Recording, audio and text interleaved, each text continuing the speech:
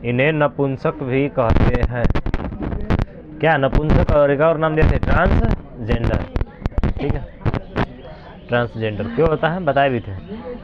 जो 23वां जोड़ा गुणसूत्र होता है पुरुष का कौन सा, एक्स और वाई, इसमें एक एक्स क्या हो जाता है जी, बढ़ जाता है। जब एक एक्स बढ़ जाएगा तो ये जो है महिला का होगा और ये जो होगा किसका होगा, पुरुष का होगा। यानी कि महिला और पुरुष दोनों का लक्षण ये क्या करने लगेगा, दिखाने लगेगा, जिसके कारण जो होता है इसे हम लोग नपुंसकता का श्रेणी देते हैं, इम्पोर्टेंट, ठीक है ना, या ट्रांसजेंडर। ठीक, अगला लिखिएगा, अगला हेडिंग दीजिए टर्नर्स सिंड्रोम। अगला है Turners syndrome. Turners syndrome, Turners syndrome हो गया। लिखिए इसमें, इस रोग में रोगी के इस रोग में रोगी के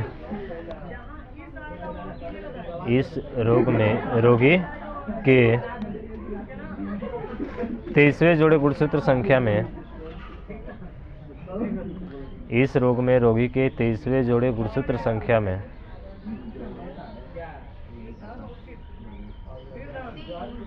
23वें, 30 कहाँ से आ जाएगा जी, 23 होता ही है, 30 आ जाएगा। इस रोग में रोगी के 23वें जोड़े गुणसूत्र संख्या में एक एक्स कम हो जाते हैं, एक एक्स कम हो जाते हैं, एक एक्स कम हो जाते हैं, एक एक्स कम हो जाते हैं, जिससे कुल गुणसूत्रों की संख्या 45 हो जाती है, जिससे कुल गुणसूत्रों की संख्या 45 हो जाती है, जिससे कुल गुणसूत्रों की संख्या 45 हो जाती है।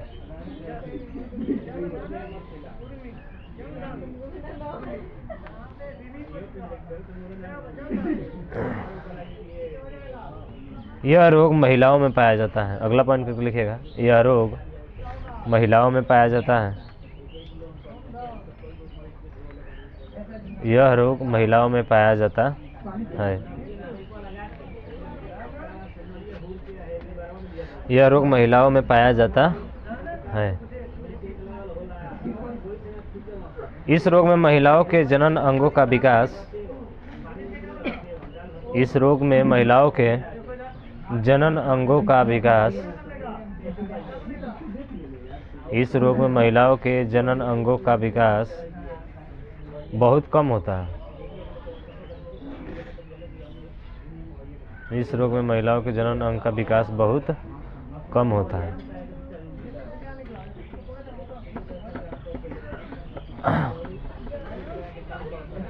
जनन अंगों का विकास बहुत कम होता है।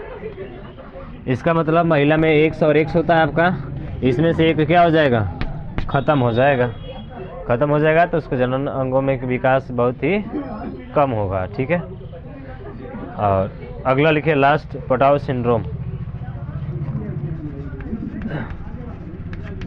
पटाउ सिंड्रोम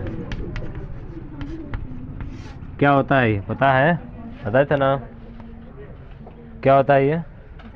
इस रोग में 13वें जोड़े गुणसूत्र में ना एक की वृद्धि होती है कि कमी होती है, एक की वृद्धि हो जाती है, जिससे कुल गुणसूत्रों की संख्या इसमें भी कितना हो जाएगा, 47 हो जाएगा। और इसमें लक्षण की बात करें तो लक्षण क्या होता है जी, वही हृदय का कम विकसित होना, यानी कि हृदय जो है पूर्ण रूप से विकसित नहीं हो पाता है, और अंगुलियों की संख्या में भी क्या होना, वृद्धि होना। तो अंगुलियों की संख्या में वृद्धि होना इसी के कारण होता है। और उसके बाद से हमारे जो होठ फटे होते हैं वो भी किस में आते हैं, आपके इसी में ही आते हैं। देखना बड़ा अजीब तरह से दिखता है ना, पूरा फटा फटा एकदम लाल, और पूरा और जो है मोटा मोटा सा दिखता है आपको, पूरा एकदम गड्ढा टाइप का फटा रहता है वो ज़्यादा।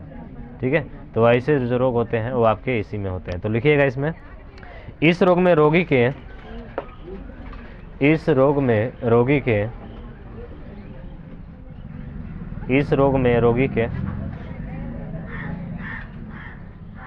13वें जोड़े गुणसूत्र संख्या में, हाँ जी 13वें, इस रोग में रोगी के 13वें जोड़े गुणसूत्र संख्या में 13वें जोड़े गुणसूत्र संख्या में 13वें जोड़े गुणसूत्र संख्या में एक बढ़ जाते हैं। 13वें जोड़े गुणसूत्र संख्या में एक बढ़ जाते हैं, एक बढ़ जाते हैं, जिससे कुल गुणसूत्रों की संख्या जिससे कुल गुणसूत्रों की संख्या जिससे कुल गुणसूत्रों की संख्या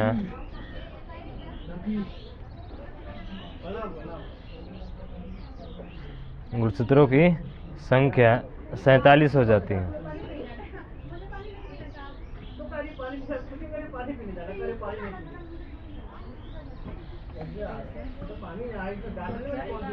सैंतालीस हो जाती है। लक्षण लिखिएगा। हृदय का कम विकसित होना,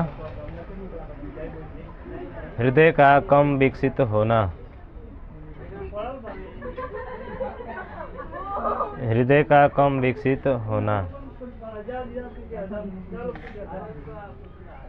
हृदय का कम विकसित होना, अंगुलियों की संख्या में वृद्धि, अंगुलियों की संख्या में वृद्धि,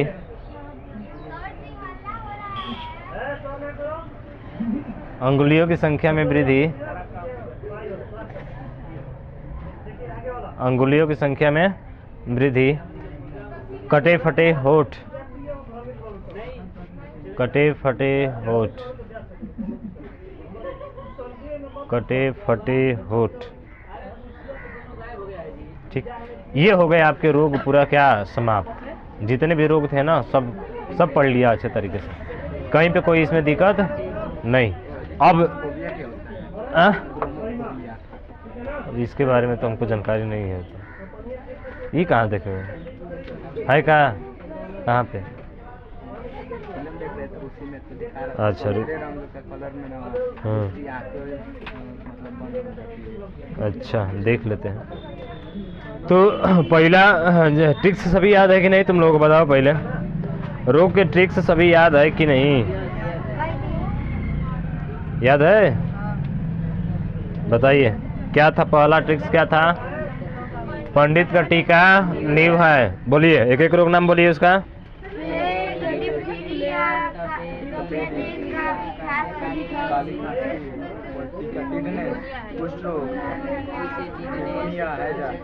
हाँ, प्लेग हो गया, पंडित डिप्थीरिया हो गया, तपेदिक हो गया, पंडित का काली खांसी, पंडित का टीका टिटनेस, कुष्ठ रोग, टीका हो गया ना। उसके बाद से निमोनिया, नीव, हाइजा, और इसमें और रोग थे आपके 3, टाइफाइड, एंथ्रासाइट, और उसके बाद से बिटुमिनस नहीं वाटुलिज्म, वाटुलिज्म। ये 3 रोग जो थे ये भी बैक्टीरिया से ही होने वाले रोग हैं। किससे होने वाले रोग हैं? बैक्टीरिया से ही होने वाले रोग हैं। कौन सा बोला था? क्रोमोफोबिया, क्रोमोफोबिया। देखिए एक रोग जो है क्रोमोफोबिया है, लाल रंग के डर को एरिथ्रोफोबिया कहा जाता है। ये कह रहा है ना कि लाल रंग के डर, जो रेड कलर का खतरनाक होता है ना वो, तो उसको क्या बोलते हैं हम लोग? एरिथ्रोफोबिया। और जो पानी से डर लगता है उसको हाइड्रोफोबिया। ठीक है, ये कह रहा है कि स्पेशलिस्ट मनोवैज्ञानिक क्रोमोफोबिया का मतलब उत्पादों या डिजाइनों में रंग के उपयोग में घृणा भी हो जाती है।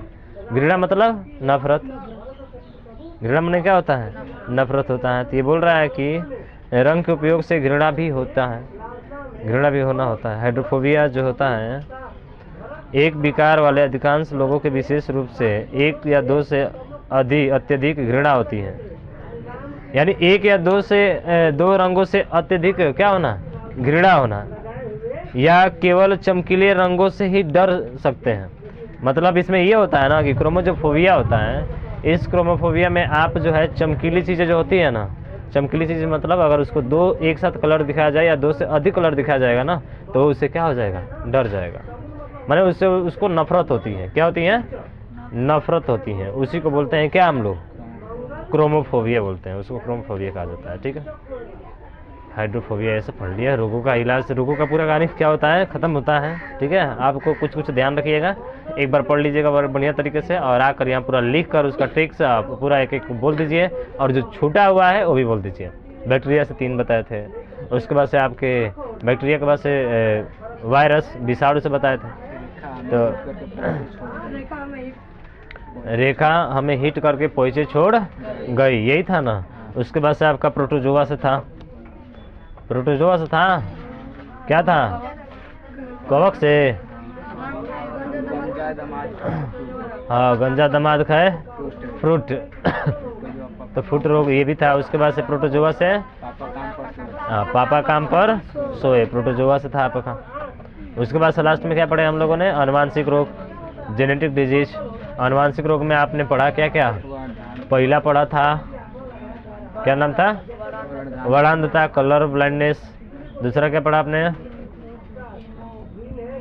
हीमोफीलिया, हाँ हीमोफीलिया, हीमोफीलिया था ना। हीमोफीलिया के बाद से डाउन सिंड्रोम, हाँ पटाउ सिंड्रोम। उसके बाद से आपका टर्नर सिंड्रोम और क्लाइनफेल्टर्स सिंड्रोम, ये सब पढ़े आप लोगों ने। ठीक है, तो इनको आपको ध्यान रखना है। अब देखिए